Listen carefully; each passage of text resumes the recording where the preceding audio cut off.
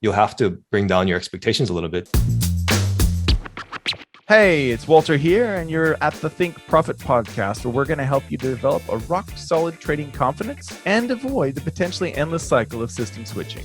Right, Hugh? That's right. We're going to help you develop a wealth mindset, develop a trading strategy that fits your core personality, and help you overcome the obstacles that stop over 90% of traders. All right, Hugh, sounds good. You ready to go? Yeah, let's do this. So, Hugh, we have a trader here, and he has a question. His question is that, basically he says, my trading system does not inspire confidence. I don't have confidence in it. And I want to allow myself to have back-tested knowledge that what I'm doing is correct. So I think what it sounds like is that it's hard to tell. It sounds like he's doing some back testing, right? Mm-hmm. And so he's trying to say that, if I'm reading between the lines here, which is tough, but he's trying to say that I think I don't have enough confidence in my back testing data, but I want to have more confidence so that when I go in the live markets, I actually have a sense of, yeah, this is right. This is what I should be doing instead of questioning myself. So as a lot of things in trading, it comes down to confidence. So what are your thoughts on this? Yeah, that's a tough one because it can be interpreted so many ways, right? But yeah, couple of things on that. I think that number one, he might be on the right track. Maybe the systems that he's testing aren't great, and he's not really enthusiastic about it. Like, I don't know about you, but when I get on a system that ends up being pretty good, I usually get a hint that there's something exciting about that, right? Like, there's some way that I could maybe optimize this or maybe like make it a little bit better and it would work. And there's some stuff you just look at it and you're like, no, that's not gonna work. Let's just stop here. So, I mean, maybe he just hasn't hit that strategy that makes sense for him, and is gonna give him the returns that he wants. Which brings me to the second point, which is maybe he might be expecting too much out of a system. Like, that's a common thing, right? They want like 80% winners and 10% drawdown or whatever. So I would say maybe check your expectations. What do you think? What are you expecting out of this? Is that realistic? Have you seen results like that from anybody else? And kind of go from there. And maybe you'll have to bring down your expectations a little bit to maybe like something that's wins 60% of the time, but it's a lot more reliable. So that's what I would say. How about you? I think sometimes we forget that we can map our expectations onto our data. So what I mean by that is, like, you got your data from your back testing, and then now you're going live, right? So now what you want to do is you want to have a good sense of what's normal, right? So, like you're saying, like, let's say he has a 60% win rate, but he's a 1-to-1. So risking 1,000 to make 1,000, or risking 100 to make 100, sort of thing. So what that means is, there's going to be some drawdowns there because the winners aren't, the winners are about the same size as the losers. So knowing, like, we can put a link down to my risk calculator. You guys are free to check that out, but that will allow you to plug in your back tested numbers and kind of, assuming that the future is going to hold, and the future is going to be the same as the past, which is a big assumption.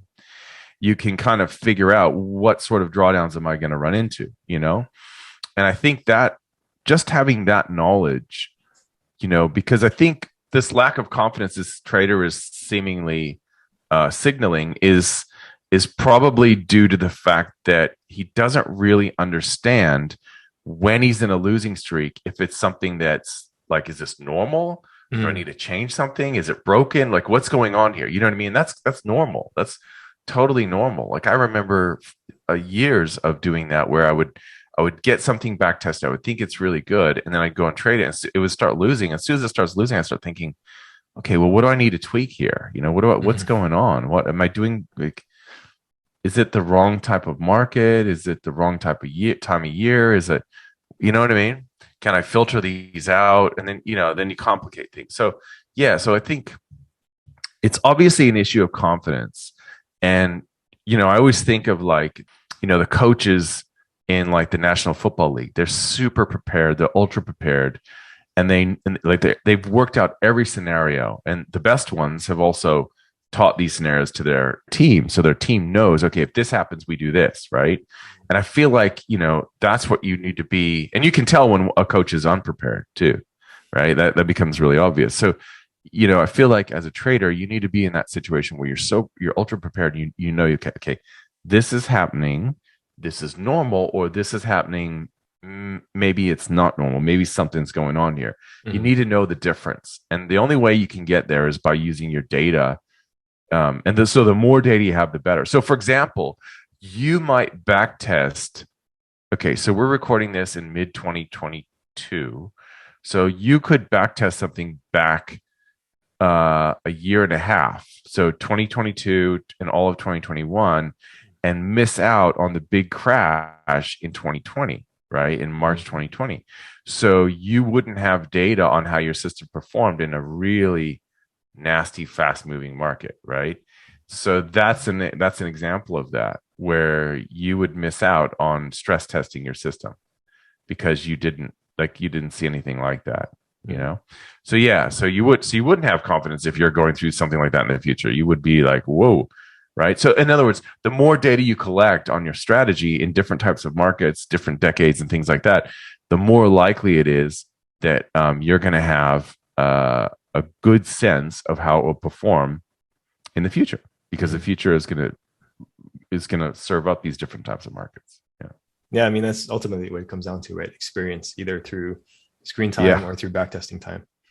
All right, cool. Exactly. Yeah, and that's how you get it. That's how you get. That's exactly right. That's how you get it. You can pay for it, like with losses, or you can do it with some sort of backtesting. That's right. That's exactly it. Yeah. Yep. And it is work. I mean, let's not sugarcoat it. Is work, and that's why people don't want to do it. But if you do it, then that's where the confidence comes from.